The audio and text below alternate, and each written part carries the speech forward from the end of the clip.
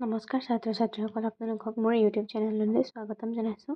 আজি আমি পঢ়িবলৈ গৈ আছোঁ HS ফাৰ্ষ্ট ইয়েৰৰ জিঅ'গ্ৰাফী ভূ আকৃতিক প্ৰক্ৰম চেপ্টাৰটো। ইয়াৰ অধ্যায় 6। আহাচোন চেপ্টাৰটো ষ্টাৰ্ট কৰোঁ। চেপ্টাৰ ষ্টাৰ্ট কৰাৰ আগতে মই তোমালোকক কৈ দিছোঁ, ইয়াত মই তোমালোকৰ বাবে কুৱেশ্যন বেংক, কুৱেশ্যন পেপাৰ আৰু অনুশীলনীৰ যিবোৰ কুৱেশ্যন আছে, লগতে কিতাপৰ যিবোৰ ভিতৰুৱা কুৱেশ্যন আছে, গোটেইখিনি কুৱেশ্যন এনচাৰ লৈ আহিছোঁ, যিবোৰ পঢ়িলে তোমালোকে 100% এক্সামত কমন পৰিবই। আহাচোন আমি ষ্টাৰ্ট কৰোঁ। প্ৰথমতে অনুশীলনীৰ MCQখিনি চাই লওঁ ব'লা। ইয়াত তলত দিয়াবোৰ কোনবিধ অনুক্ৰমিক প্ৰক্ৰিয়া? এইটো হ'ব খনন। নিম্ন উল্লেখিত কোনবিধ পদাৰ্থ জলযোজন প্ৰক্ৰিয়াৰ দ্বাৰা প্ৰভাৱিত হয়? এইটো লৱণ। গেট সম্প্ৰপাত কোন শ্ৰেণীভুক্ত? ক্ষিপ্ৰ গতিৰ বৃহৎ সঞ্চলন। আহাচোন কুৱেশ্যন এনচাৰখিনিলৈ যাওঁ। ইয়াত প্ৰথমতে চাব পাৰা কুৱেশ্যন বেংকৰখিনি লৈ আহিছোঁ, লগতে ইয়াত কুৱেশ্যন পেপাৰত অহাখিনিও আছে। ভূপৃষ্ঠৰ খলা বোমা অৱয়ৱবোৰৰ সমতল অৱস্থালৈ ৰূপান্তৰ ঘটোৱা প্ৰাকৃতিক প্ৰক্ৰিয়াটোৰ নাম কি? এইটো 19 চনত আহিছে, এইটো হ'ব নগ্নীভৱন। নিম্নোক্ত কোনটো অঞ্চলত ভৌতিক আৰু ৰাসায়নিক বিচৰণীভৱন অধিক হোৱা দেখা যায়? হিমবাহ। ভূ আকৃতিক প্ৰক্ৰম কাক বোলে? এইটো খুবেই ইম্পৰ্টেণ্ট।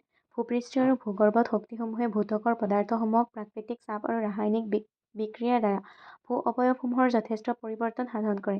ইয়াকে ভূ আকৃতিক প্ৰক্ৰম বোলে।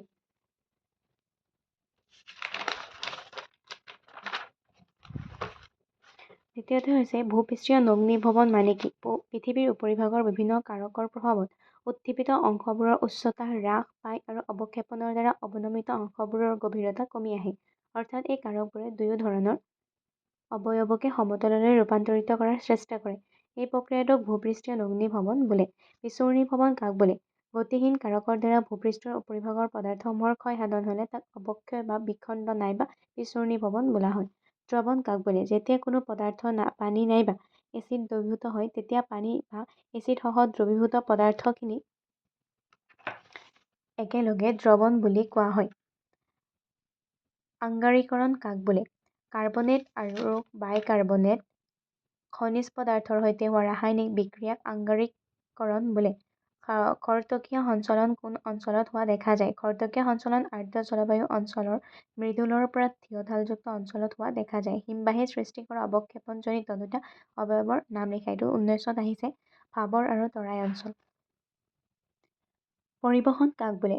খণ্ড বিখণ্ড হোৱা শিলাখণ্ডসমূহক হিমবাহ প্ৰভাৱিত জলৰাশি, বতাহ আদি কাৰকসমূহে কঢ়িয়াই নিয়া কাৰ্যক পৰিবহণ বোলে। অৱক্ষেপন কাক বোলে? চূৰ্ণ বিচূৰ্ণ হোৱা পদাৰ্থসমূহ অৱশেষত অৱনমিত অঞ্চলত যেনে হ্ৰদ, সাগৰ, মহাসাগৰ, নদী আদিৰ পাতলিত জমা হয়। এই কাৰ্যক অৱক্ষেপন বোলে।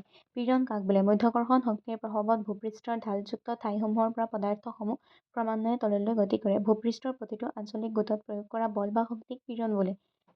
বিচূৰ্ণীভৱনৰ ক্ষেত্ৰত কোনবোৰ কাৰকৰ ভূমিকা মুখ্য? ভূতাত্ত্বিক, জলবায়ৱীয়, ভূ-প্ৰাকৃতিক আৰু উদ্ভিদ সম্পৰ্কীয় কাৰক।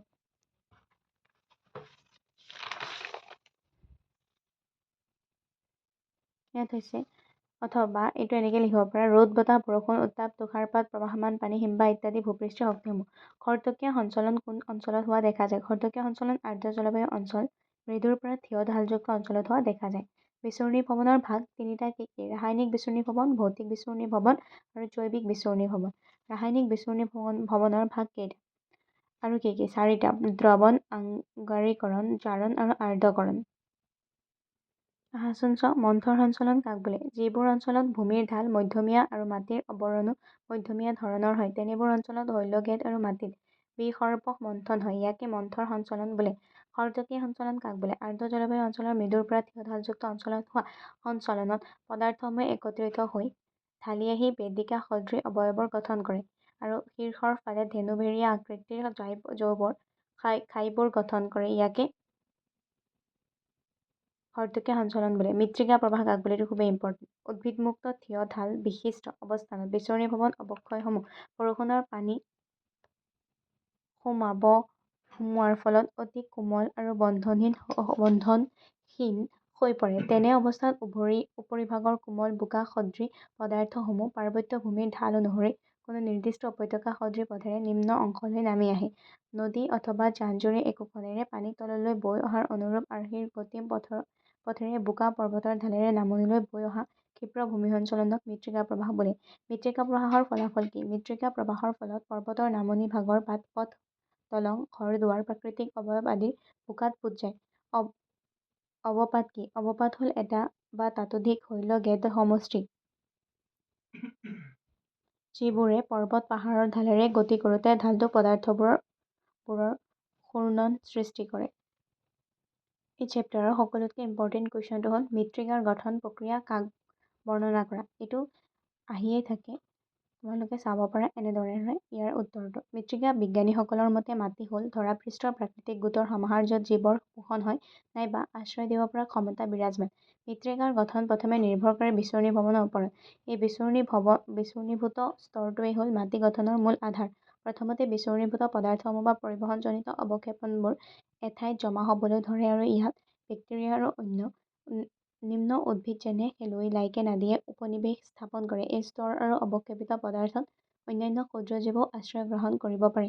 জীৱ-জন্তু আৰু গছ-গছনিৰ অৱশিষ্টই মাটিত হিউমাছ গঠনত যথেষ্ট সহায় কৰে। নিম্ন পৰ্যায়ত ঘাঁহ, বন আৰু সৰু সৰু জোপোহা জাতীয় উদ্ভিদ প্ৰথমে মাটিত গজিবলৈ আৰম্ভ কৰে। পিছলৈ বিভিন্ন কাৰকৰ প্ৰভাৱত ডাঙৰ ডাঙৰ গছ-গছনিসমূহ গজি উঠে।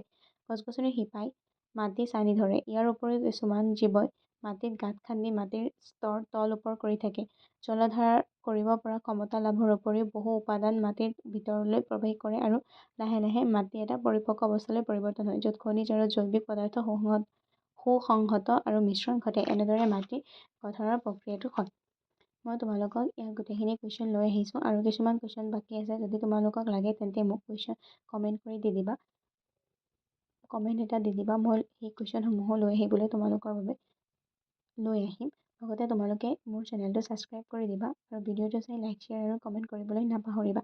মই ভিডিঅ'খিনি অন্য যিবোৰ কুৱেশ্যন আছে সেইখিনিও লৈ আহিম। তোমালোকে মোক এবাৰ কমেণ্ট এটা কৰি দিবা যদি তোমালোকৰ সেই ভিডিঅ'খিনিও লাগিছে। ধন্যবাদ।